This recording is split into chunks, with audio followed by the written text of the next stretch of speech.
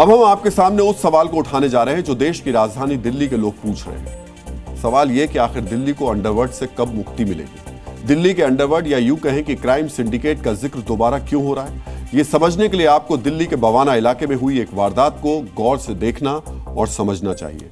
आज सुबह बवाना में दीपक नाम के एक शख्स की गोली मारकर हत्या कर दी गई। दीपक सुबह के वक्त मॉर्निंग वॉक पर निकला था, तभी कुछ बदमाश आए और दीपक पर गोलियां बरसाकर फरार हो गए।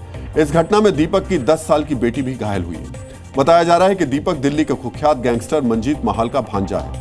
हालांकि पुलिस के मुताबिक दीपक का कोई आपराधिक इतिहास नहीं है, लेकिन शक जाहिर किया जा रहा है कि दीपक की सुपारी कपिल सांगवान नाम के गैंगस्टर ने दी, जिसकी दीपक के मामा मंजीत महाल से पुरानी दुश्मनी है। मंजीत महाल और कपिल सांगवान के बीच दुश्मनी कितनी पुरानी और गहरी है, ये भी आपको बताएंगे। लेकिन पहले दिल्ली में गैंगवार और गैंग्स की दहशत का हालिया रिकॉर्ड भी आपको देखना चाहिए और ये आपके लिए बेहद जरूरी भी है। इसी साल अप्रैल के महीने में दिल्ली में एक प्रॉपर्टी डीलर की हत्या कर दी गई थी। इस मर्डर की जिम्मेदारी कपिल सांगवान गैंग ने ली।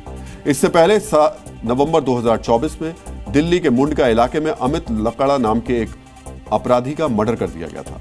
लाकड़ा कुख्यात गोगी गैंग से जुड़ा हुआ था और शक जाहिर किया जा रहा है कि टिल्लू ताजपुरिया गैंग ने अमित का मर्डर किया था।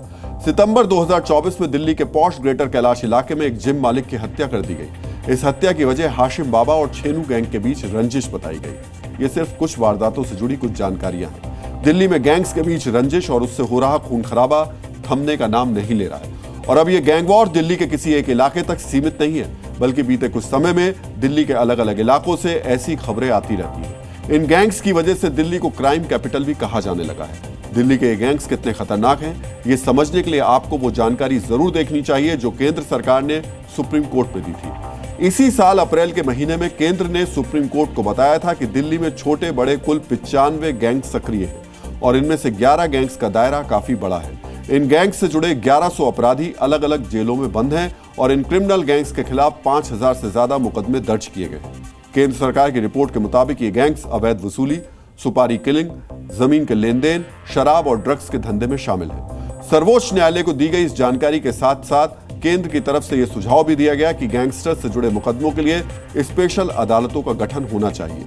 ये सुझाव अपने आप में बताने के लिए काफी है कि दिल्ली में क्रिमिनल गैंग्स का यह काला रैकेट अब काबू से बाहर होता जा रहा है।